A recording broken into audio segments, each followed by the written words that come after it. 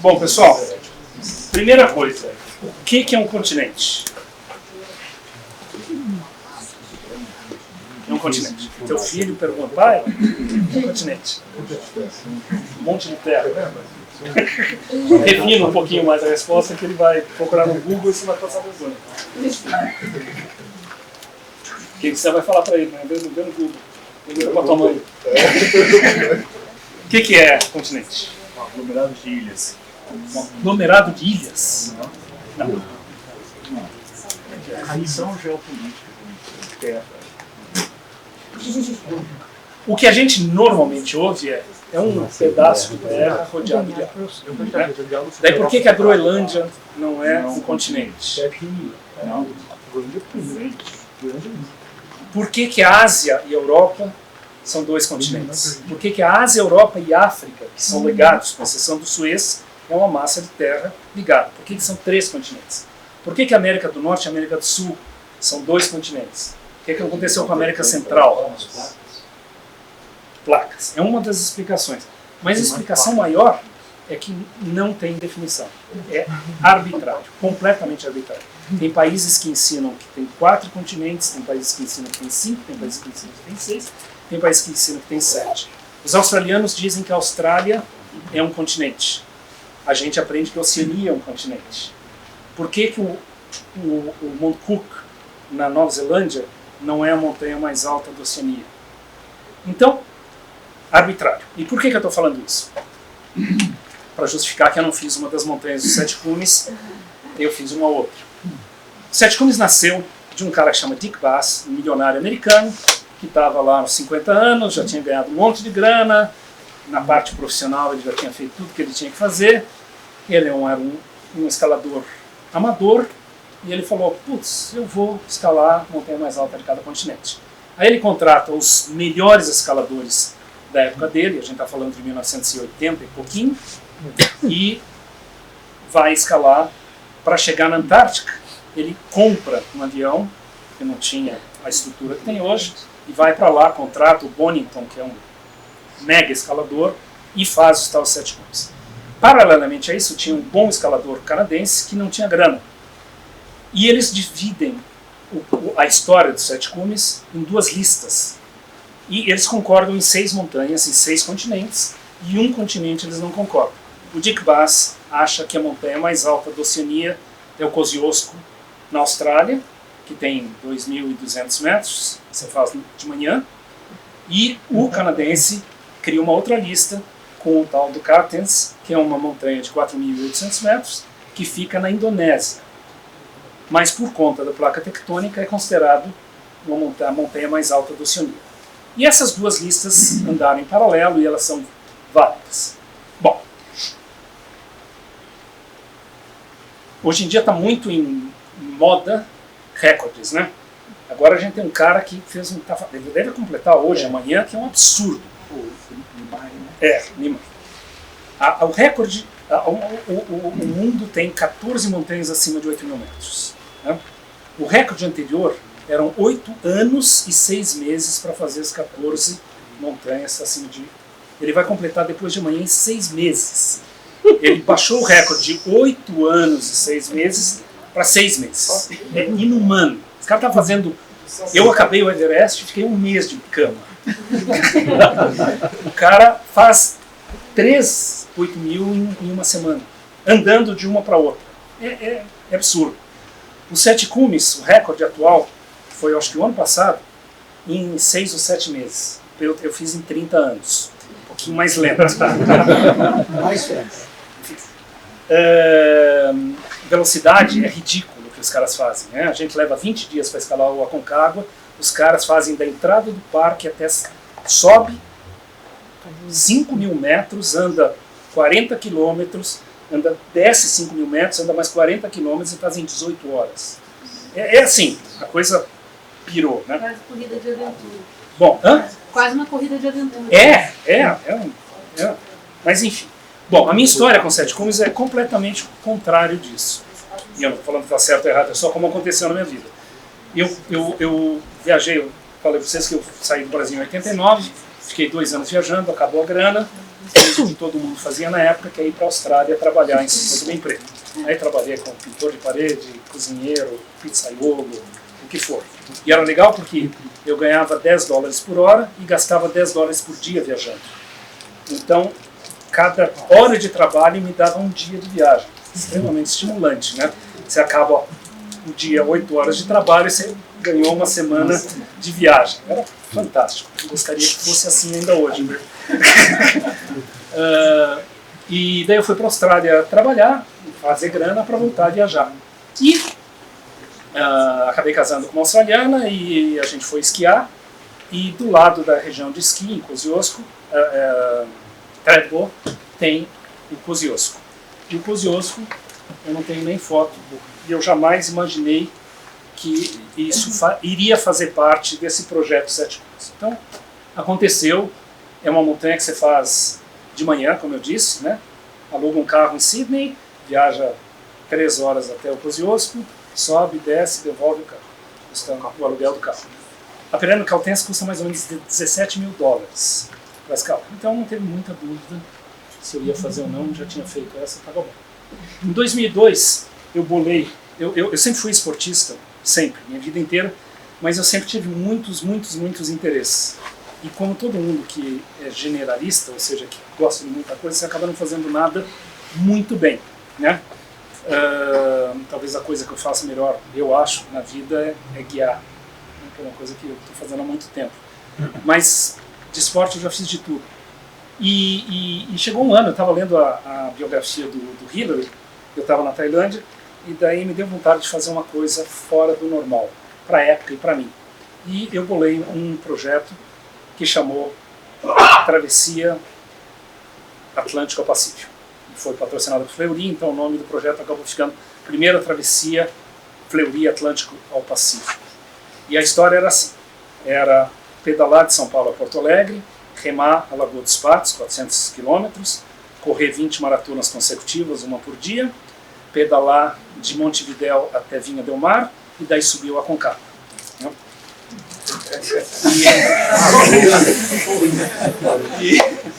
Enfim, quase deu certo. Na realidade foi um erro de tática, porque eu não queria correr na BR daqui para Porto Alegre, daqui para Floripa, que seriam as 20 maratonas, porque a BR é muito complicada de correr. Então eu deixei a corrida para a Argentina, que era mais tranquilo. Mas com isso eu fiquei 12 dias pedalando até São Paulo e depois mais 10 dias remando. Então 12 dias, 20, quase um mês sem correr. E daí eu parti para um mês para uma maratona diária e acabei fazendo na 8ª maratona, acabei fazendo uma fratura de estresse. Aí eu troquei essas 12 maratonas por bicicleta, mas eu acabei fazendo toda a história. Mas tá aí a gente foi patrocinado por algumas pessoas, a Mitsubishi deu um L200 pra gente, e tá aí o carro adesivado, todo do projeto, a gente treinando na USP, e daí o cume por incrível que pareça, isso aqui sou eu.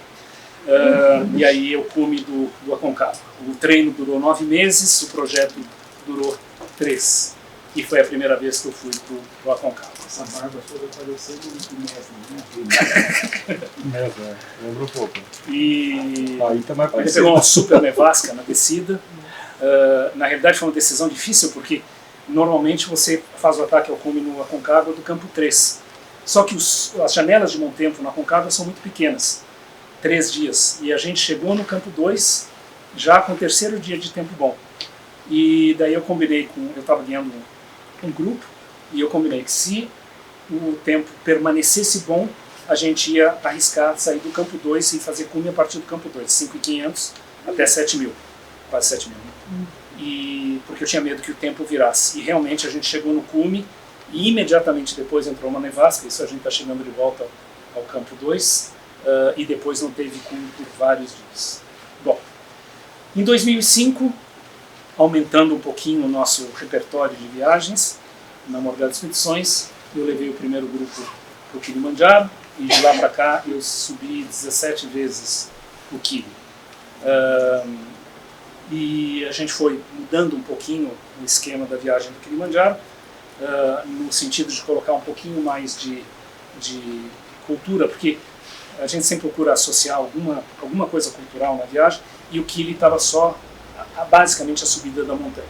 Então hoje a viagem da gente, além dos 7 dias de escalada, a gente tem um dia onde a gente visita uma aldeia Maasai, que é bem interessante, eles têm uma cultura toda própria, bacana, e daí no fim a gente faz um safari de um dia num parque que chama Tarangui.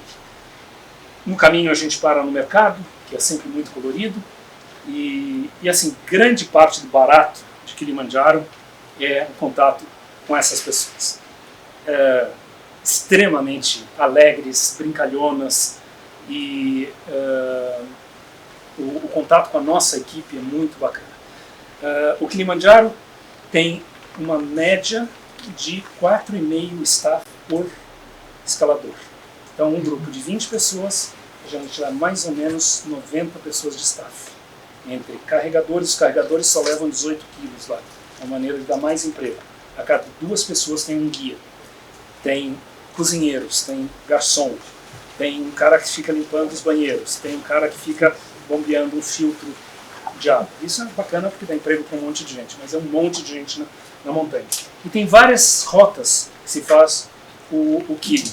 E como cada expedição é um monte de gente, se você faz nas rotas mais populares, que tem o apelido de Coca-Cola, a outra chama Whisky, você vai ter um monte de gente na trilha. A gente faz por uma que chama Rongai, que recebe 7% das pessoas, e ela tem outra vantagem, que ela sobe para um lado e desce pelo outro.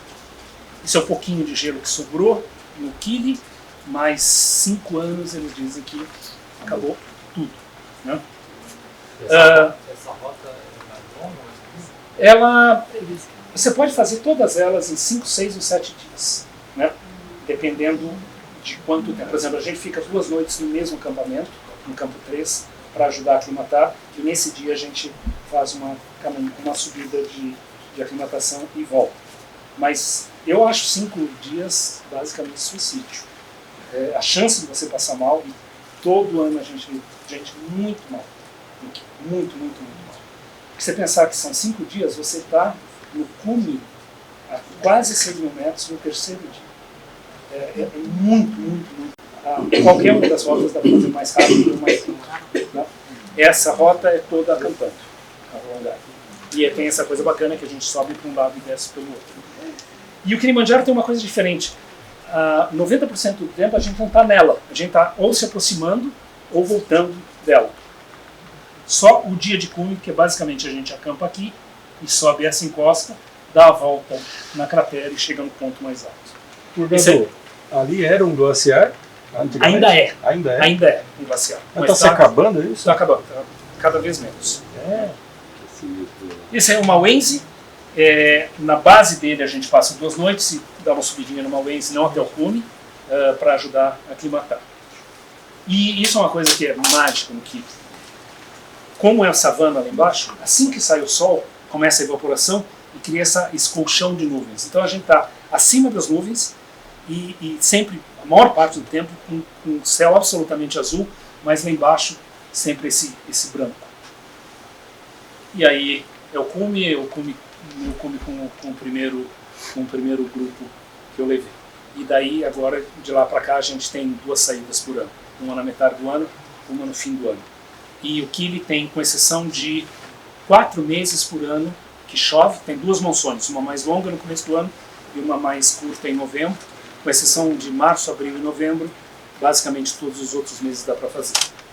Ele tem escalada técnica? Não, Não, né? caminhada. Só caminhada. Acho que é um dos poucos. Né? Um dos poucos. Tecnicamente, ele, com exceção do Kosciuszko, é o mais fácil. Né? Apesar de que o dia de cume do Kili é bem exigente. A gente sai à meia-noite, sobe 1.100 metros, desce 2.100 metros e chega no acampamento às 4 da tarde. Então é um dia de 16 horas. Um dia bem puxado, mas belíssimo. Assistiu o nascer do sol. Lá em cima, a gente normalmente pega o nascer do sol quando a gente chega na cratera. Né? E é extremamente bonito. E uma coisa bacana é isso. Nesse aqui eu não tenho, devia estar colocado, desculpa. O aquecimento da gente é a gente dançando com eles. Todas as manhãs, dançando e cantando. E eles têm música no sangue, né? É fantástico. Bom, em 2008, de novo, buscando novos destinos para guiar. A gente fez a primeira viagem para o Elbrus.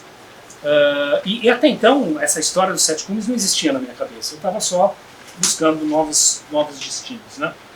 A gente, nesses anos, a gente usou alguns anos Moscou como base, outros anos São Petersburgo, e agora a gente voltou para Moscou. No ano passado e esse ano já foram para Moscou. Mas as duas cidades são super bonitas. E o esquema do Elbrus é assim: a gente fica 2 noites em Moscou, voa para o sul, os Cáucasos, um lugarzinho que chama Mineralivod, água mineral, viaja 3 horas, vai para um vilarejo que chama Terskol, e lá fica 2 noites e faz 2 caminhadas de aclimatação. Vai o primeiro dia 3.000, vai o segundo dia 3.700. Aí a gente vai de teleférico, porque o Elbrus é uma estação de esqui, vai de teleférico até o que se chamava de barrels, que eram containers, agora é uma coisa mais bacana, e que está a 3.700. Nesse dia que a gente sobe para os barrels, a gente vai a 4.200, dorme a 3.700. No dia seguinte vai a 4.700, volta a 3.700. Aí tem um dia de descanso, e daí o dia de cume, como a gente já foi a 4.700, a gente pega um tratorzinho com esteira, vai a 4.700 e começa a escalada do dia de cume a 4.700 e chega a 5.700. Então sobe 1.000 metros e desce 2.000. Os dias de aclimatação, paisagem extremamente bonita, nos Cáucasos, muito parecido com os Alpes, só que sem ninguém. E aí está a montanha. Ela tem 2 cumes com 20 metros de diferença entre um e outro, e a rota de escalada é isso que vocês veem aqui. Aqui está 4.700. E essa é a rota de escalada. Ela sobe por aqui, tem uma parte aqui no colo, tem uma parede um pouquinho mais inclinada, e daí o cume. Também é um cume, a gente sai às 2 da manhã, começa a subir às 3 e deve voltar para o lodge mais ou menos a 1, 2 da tarde. Menos 10. Mais ou menos como o Kili. O Kili também. Só que o Kili você está exposto a menos 10 por 7 horas. Da meia-noite até 7 da manhã, a hora que o sol começa a esquentar. O Elbrus é mais curtinho. Como a gente sai mais tarde, você acaba passando menos frio.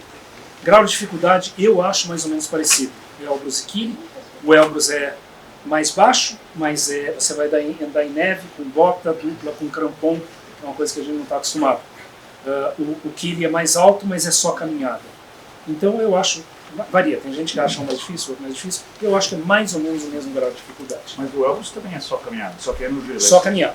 Tem uma paredinha, que agora tem até corda fixa, que é um pouco mais inclinado, mas basicamente é uma caminhada. Você não chega a escalar, né? Esse é um dos dias de aclimatação. E aí é uma coisa que a gente vê com muita frequência no Elbrus, que é a sombra do sol se projetando no vale lá embaixo. Aí é o cume, muito bonito, e o nascer do sol também é fantástico. Bom, daí aconteceu uma história na minha vida, que eu sempre tive muita atração, apesar de ter muito contato com o mar, eu sempre tive muita atração por veleiros. E um dia, e eu tinha decidido muito antes de comprar um veleiro que o meu veleiro ia chamar Budkarna, que era um nome que eu gostava. E eu estou viajando pela Guatemala e fui num lugar que tem um monte de marinas, chamado Rio Dulce, e eu chego lá com a minha companheira, com a Andréia, e tem um barco lá parado, de uns 36 pés, e eu mostro para ela, olha, é uma coisa assim que um dia eu vou ter. Aí ficamos 2 dias lá, fiquei vendo os veleiros, não sei o que, estamos caminhando de volta, e estamos indo embora, estamos indo para Honduras, e ela vira para trás e fala, putz, você não acredita no nome desse barco. E é um barco que estava vendo, chamava Budkarna. Daí não teve jeito, né? Daí eu comprei o bichinho, a bichinha, e a ideia era fazer 6 meses de mar e 6 meses de montanha. E a ideia era velejar um pouco, parar, ir para a montanha, voltar e fazer a circunnavegação no decorrer de alguns anos. E foi muito bacana por 2 anos, ou seja, 2 temporadas e 6 meses. Mas daí eu estava numa situação onde eu trabalhava 6 meses e velejava 6 meses. E faltava 6 meses para fazer as minhas expedições. E eu tinha muita coisa para fazer ainda e acabei vendendo o veleiro e e como já que esse sonho de dar a volta ao mundo velejando tinha melado, eu falei, então qual vai ser o outro plano que vai substituir isso? Subir Everest, né? E daí a gente fez um plano de 2 anos, progressivo, adquirir cada vez mais experiência. A bandeira aí não é culpa da costureira que fez a bandeira, é culpa minha, eu desenhei para ela. Eu passei um dia inteiro em La Paz procurando uma bandeira brasileira, não achei. Aí eu fui numa costureira, desenhei, aí ela me entregou isso daí. Uma coisa que é errada nessa história, mas é culpa minha. Então aí era no Condoriri, a gente começou por lá, depois foi para o Equador, fez Timborá, fez alguma coisa no Peru, fez Chimborazo, Cotopaxi, e aí é a rota francesa do Huayna Potosí, que é um avião um pouco mais difícil, já de escalada do Huayna. Aí o Cotopaxi, o Chimborazo, acho que é o Cotopaxi, ainda com a minha bandeira.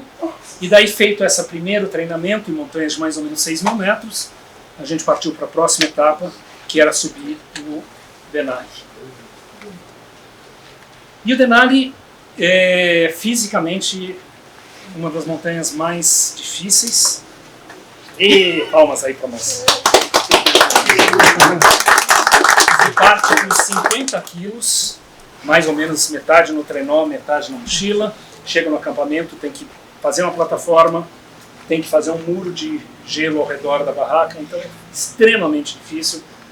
40 graus negativos é meio norma, um dos climas mais cruéis do planeta, só que é uma fantástica escola. Todo mundo que sonha em fazer um 8.000, eu recomendo colocar o Denali na história, porque ele vai te ensinar um monte de coisa. Se você marcou, você perde dedo, perde nariz, perde orelha, morre, né? Então você precisa focar muito, ser muito cuidadoso com o teu equipamento, com como você se cuida, né? E é possivelmente a montanha mais bonita que eu já estive. É fantástico. É quase que só branco, tem muito pouca rocha, né?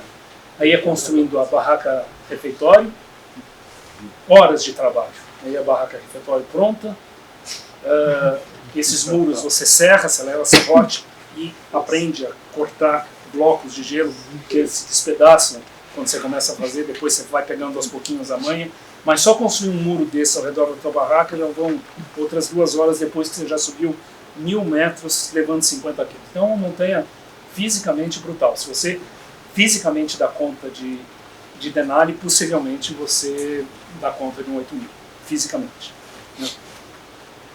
Esse é o pedaço mais complicado, esse é o banheiro, que é fechado atrás. Então você imagina você com bota tripla, que vem até o joelho, com uma luva, com roupa até menos 40 graus. Aí você precisa sentar naquilo lá, apoiar a mão atrás. Você tem que fazer xixi no cantil, porque não pode fazer xixi ali dentro, você vai carregar esse negócio e não pode encher. E fica todo mundo passando. Então você está lá, calça baixo, apoiando atrás, segurando o pibottom na frente. E daí, como é que está o campo 2? Legal, bacana, foi, parabéns. Tá? E todo mundo passando na tua frente. Traumático.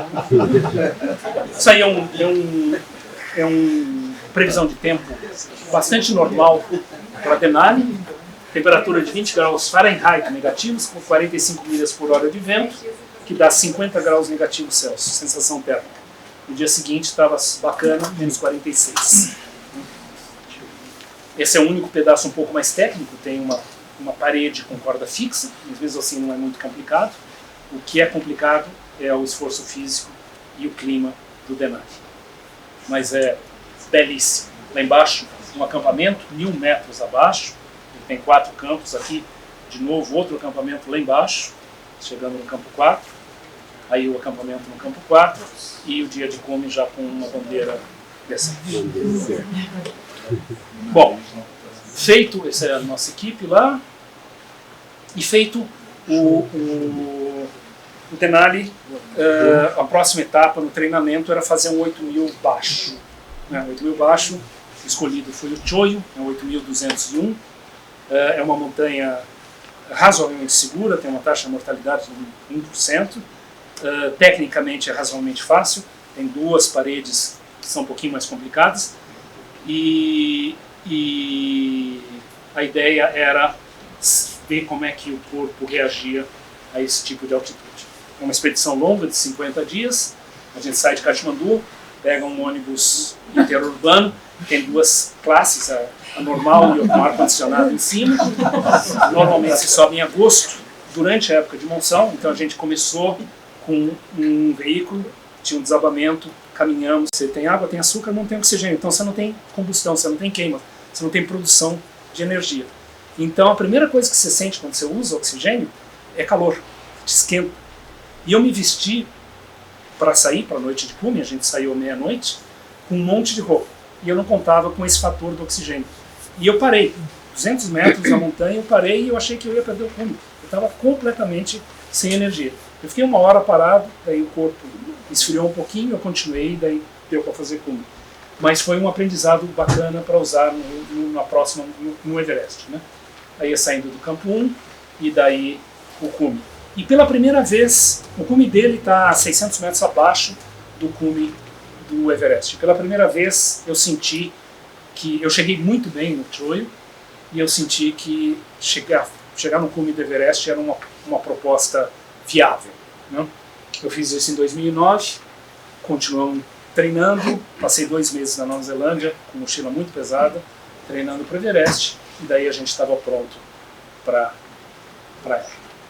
Eu digo nós porque era eu e a minha esposa, a Andrea, que é uma guatemalteca, que no fim virou a primeira centro-americana a fazer Everest, fazer 7 cumes, fazer Polo Sul, fazer Polo Norte, fazer Amanda Blanc, e ela ia tentar, na época, nos 2 anos que não deu escalada, 14 e 15, ela ia tentar ser a primeira mulher a fazer Everest e Lhotse em menos de 24 horas. Aí nas 2 vezes não rolou, daí agora ela resolveu fazer uma coisa mais difícil, que é ter filho.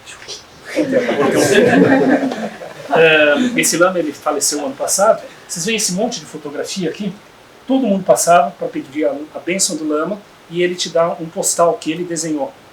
E daí você leva e tira foto no cume do Everest e traz de volta para ele e ele põe a tua foto de cume na parede. Então a casa dele, toda a parede era forrada de fotos de cume.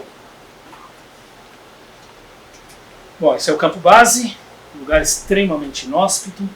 E daí você vai fazer uma coisa que, mesmo que você seja extremamente experiente em escalada, você nunca fez na vida, que é atravessar essas escadas, porque não existe em outras montanhas. E daí a gente montou a escada entre 2 blocos de gelo e foi atravessar. Eles te ensinam que você tem que abrir as mãos para dar mais base e se inclinar para frente. Então, necessariamente, você fica olhando lá para baixo. Mas tinha meio metro de buraco embaixo da escada. Legal. Daí, no dia seguinte, a gente foi para a montanha. E daí, com 40 metros embaixo, a coisa já muda, né? Eu passei mais ou menos 150 dessas escadas na escalada toda, e a 150 eu passei ofegante de medo. E é uma coisa interessante porque é meio que nem bungee jumping. Bungee jumping é super seguro, né? A gente não ouve falar de acidente de bungee, né? Mas quem já fez, eu acho que tem essa coisa. Você está lá, o dedo do pé abraça aquela coisa e você não quer... Todas essas células suas estão dizendo para você não saltar, né? A escada é a mesma coisa. É uma coisa completamente não natural, né?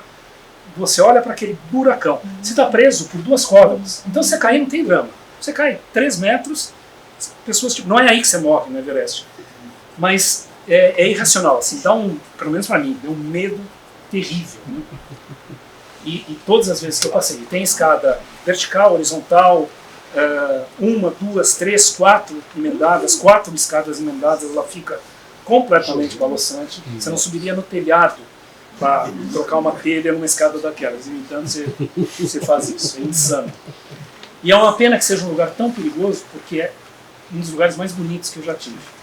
Agora, o que acontece? Neva no topo da montanha, acumula neve. Com o passar do tempo, vai perdendo conteúdo de ar e vai se transformando em gelo. E gelo é pesado. E ele começa a descer, forma um glaciar. Enquanto ela está descendo num ângulo razoável, ele não quebra. Ou se ele quebra em grandes fendas. Daí quando ele chega no campo 1, a 6.000 metros, o ângulo faz isso. De 6 a 5.300, esse glaciar se esfacela em blocos de 30, 40 metros de altura. Nenhuma das vezes que eu passei 6 vezes na cascata, nenhuma das vezes eu passei na mesma rota. O que significa que um desses blocos caiu e destroçou a rota, e tem esses Icefall Doctors, que é um grupo de Sherpas que todo mundo paga para eles manterem a rota. Eles refazem a rota quase que todos os dias. Extremamente arriscado. Então, quando você vê isso, que você passa na rota e ela não é a mesma, você pensa assim, ops, aqui caiu um desses blocos. E você não pode estar na hora errada, no lugar errado. E é uma coisa que ser um bom escalador não ajuda tanto assim, porque é mais uma questão de sorte. E é isso, são blocos enormes, e é isso, um caos total de blocos imensos de gelo. Né? Vocês pensaram, o tamanho do escalador com um bloco aí, e é um zigue-zague louco no meio disso daí. Né? E aí a gente chega no campo 1, que é um lugar fantástico, com essas cravaças imensas, usa só na primeira passada, na segunda passada você já vai para o campo 2 direto. Campo 2 fazendo o teste do equipamento.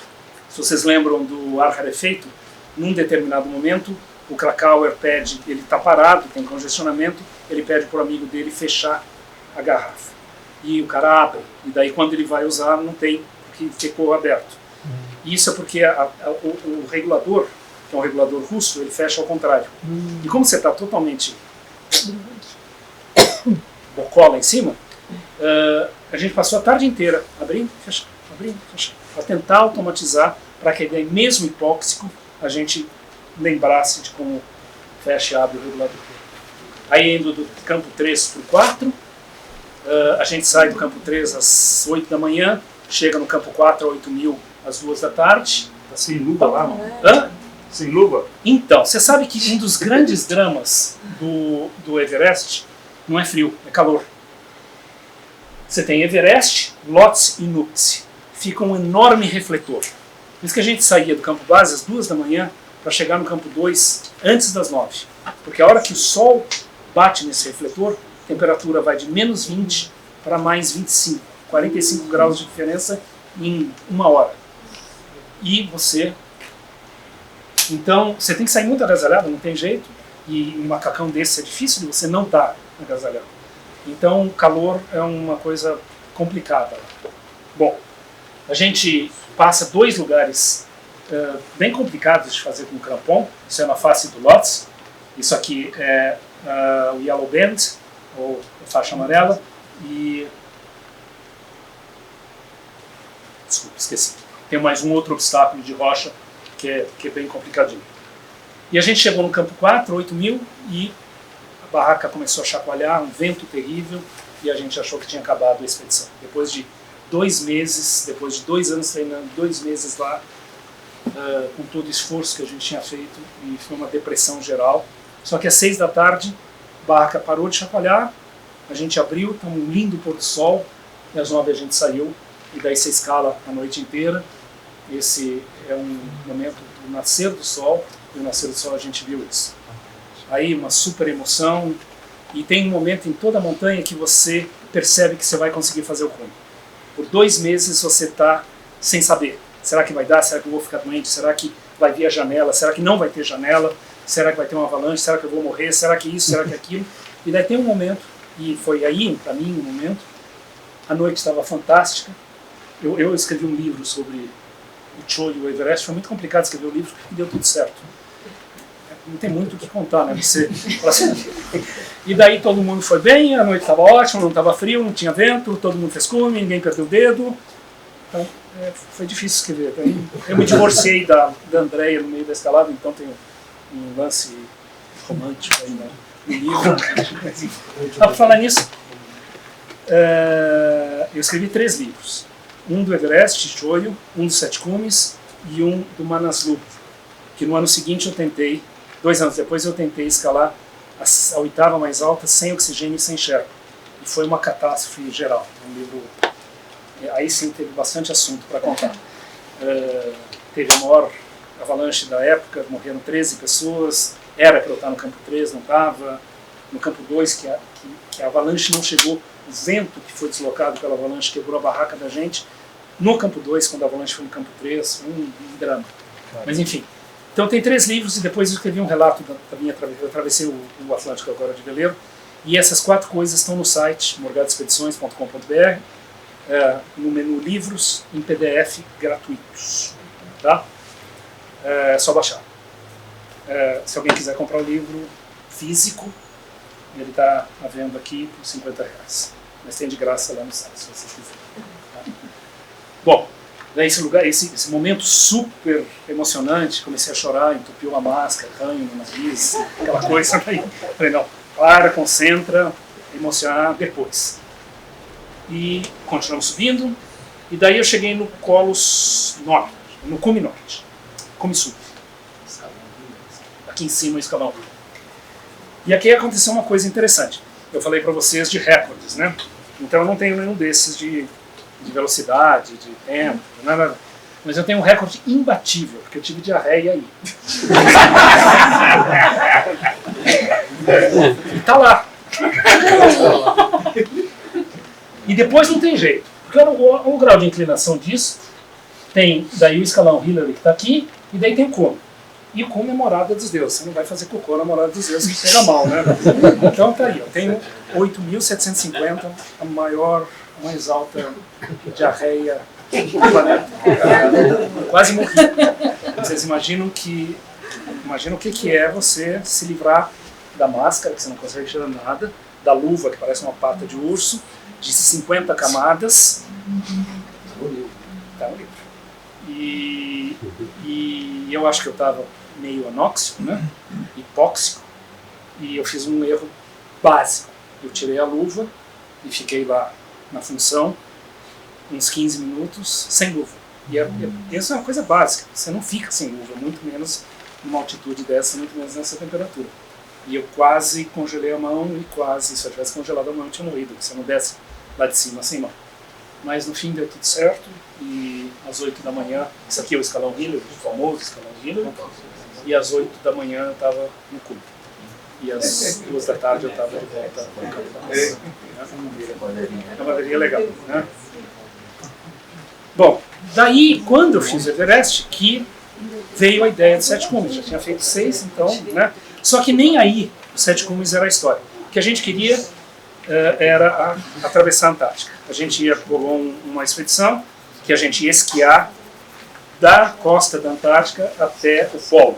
São 1.200 quilômetros, fazem 2 meses, um trenó de 130 quilos, e na época, 2011, era o centenário da conquista do polo, né? O Amundsen chegou em dezembro de 1911, e a gente ia chegar mais ou menos na mesma época, e nenhum sul-americano tinha feito isso até então era uma coisa que a gente acreditava muito que ia conseguir patrocínio. Tinha 2 programas de Fantástico, tinha Veja, tinha uma mídia toda legal. Só que a passagem de avião custa $60 mil por pessoa, para eles te deixarem na costa da Antártica e te pegarem no polo. Então o orçamento da expedição éramos 3, eu e 2 escaladores muito bons do Paraná, e o orçamento da expedição era $300 mil, e a gente batalhou um ano e quase conseguiu, e no fim não conseguiu. Mas a gente conseguiu algum dinheiro, e no fim eu acabei com esse dinheiro escalando o Vinson. A passagem de avião para o Vinson é $40 mil por pessoa. E então esse era o nosso projeto, né? Deu uma raiva terrível, porque o Brasil produz 80% dos sucos de laranja do mundo, e tem uma associação dos exportadores de suco de laranja. E eles chegaram a dar roupa cor de laranja para a gente ia ser... Eles queriam rejuvenescer a imagem de suco de laranja para que fosse uma bebida jovem, então eles criaram uns quadrinhos, éramos 3 laranjas subindo no treco. E no dia que eles iam entregar $100 mil para a gente, o cara do marketing ligou e falou: olha, a gente achou que o público da gente é lá fora, então a gente vai patrocinar uma expedição inglesa. E daí?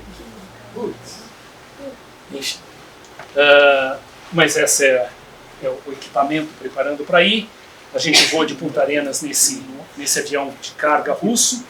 Esse aí não tem janela, são 6 horas de voo. Essa é a delicada aeromoça russa. Você tem esse bordo excelente. E daí você pousa num campo, numa base dessa empresa, que é uma empresa americana-australiana, que é fantástica. Daí você entende um pouquinho por que custa tão caro.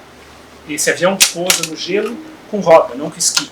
Então ele não pode frear, ele não pode dar aquela revertida que dá no motor. Então é uma pista quilométrica. Você pousa e para na inércia. E você precisa limpar isso de gelo. Então o soprador de neve da pista custa $400 mil. Aí tem médicos, tem guarda-parques, tem meteorologistas. A estrutura desse lugar é fantástica. Bom, e daí o Vinson é um Denali em miniatura. É mais baixa, ainda assim são 50 quilos, é quase tão frio quanto, mesmo trabalho de fazer os muros.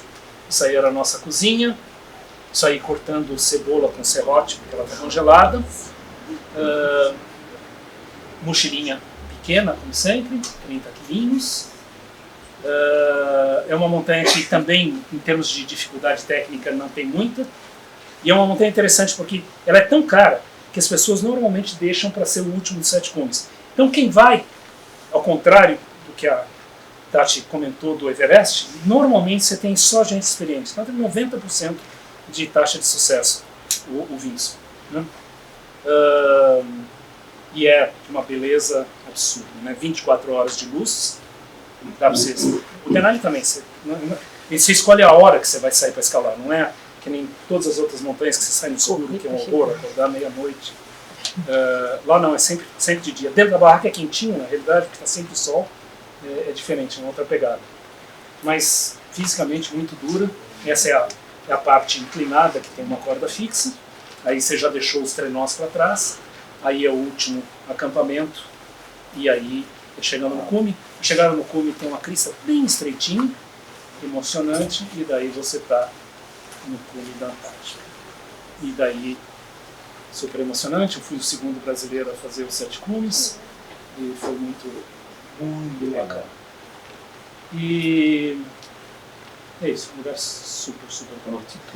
Como todos os aviões estavam sendo dirigidos para o centenário da conquista do Polo, inclusive a Hillary Clinton foi para lá, foi um monte de gente bacana, $60 mil para passar a noite na base americana que tem lá. A gente não tinha avião, então deixaram a gente parado lá 5 dias depois de escalar. Então a gente resolveu fazer a terceira montanha mais alta da Antártica. Essa foi mais punk porque o clima tinha virado. Eu tenho a sensação que eu fui o único brasileiro a escalar essa montanha. E ela teve um clima muito pior, está com frost nip, né, que é congelamento superficial. Eu tive um pouquinho também na bochecha. E, enfim, comemoração, isso. Só 2 coisinhas para acabar. Isso aí é um time-lapse do que a gente vê no campo base, no Kalapatar, né? Se ela rodar, para a lua cheia ela surge lá. A gente consegue ver o Kalapatar, Isso. o Everest, Exatamente. Everest e Lhotse. O Lhotse está aqui atrás. Esse aqui é o ombro oeste do Everest. Tá? Isso aqui é o campo 4. O Lhotse está um pouquinho atrás. Mas é isso aí que a gente vê. E é fantástico. E vocês veem que dá para medir a altura das montanhas de acordo com a hora que ela apaga. O Lhotse, como ela está mais próximo, parece mais alto. Mas daí você vê que o Everest para depois, né? E aqui... Tá. Tem som?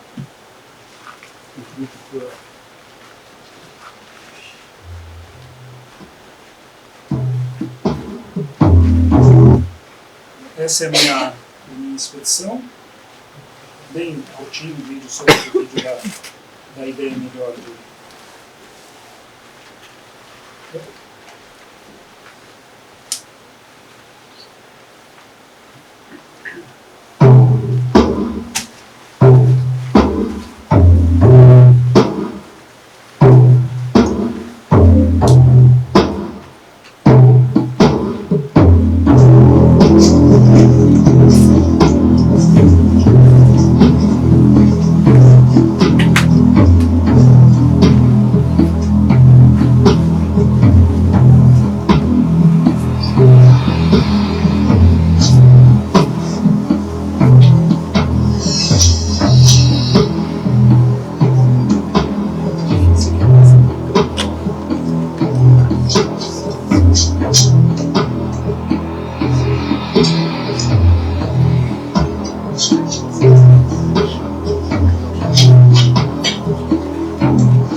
Próximo Grande Canyon.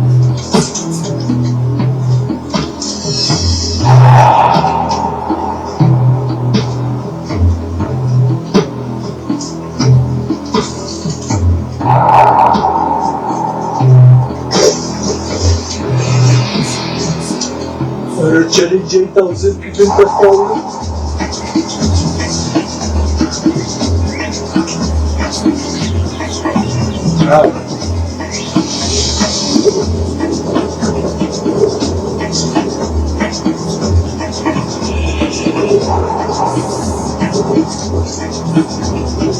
Poxa, que boa.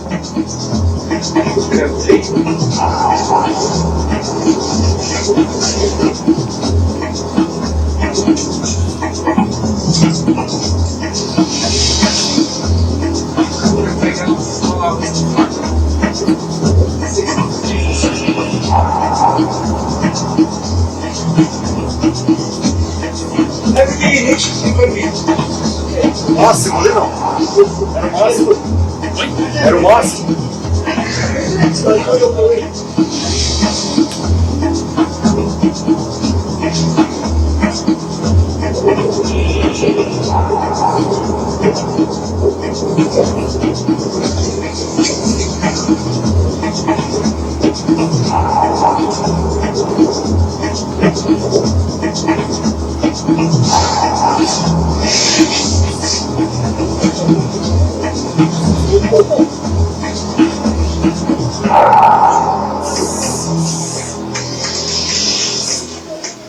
De escalada com uma bota vermelha, ele é um cara mais baixinho e o pé menor. Normalmente você engancha o dente da frente do crampon num degrau e o dente de trás no outro. O pé dele não dava, ele tinha que pisar no meio. Então era muito, mas coitado, sofreu muito nesses. E vocês viram a voz que aparece com uma língua estranha? Né? É a língua mais esquisita do mundo. Os meus companheiros de escalada foram malteses. E em Malta, fala uma língua que é uma mistura entre árabe e italiano. Tem que colocar junto essas coisas. Bom, daí aquele sonho do veleiro voltou 3 anos atrás e agora eu continuo na montanha e sempre montanha vai ser minha vida, mas eu estou dedicando um pouco mais de tempo para completar aquilo que eu queria fazer naquela época. Agora em dezembro, em janeiro eu atravessei o Atlântico até Portugal e fiz uns meses de Mediterrâneo, e agora em dezembro eu vou atravessar de volta para o Caribe, na ideia de, no ano que vem, ir para o Pacífico, da história. E esse é agora com um barco muito mais bacana, e o barco está super bem equipado, placa solar, dessinalizador, tudo. Como chama o barco? Tudo calmo. É isso aí, pessoal. Obrigado.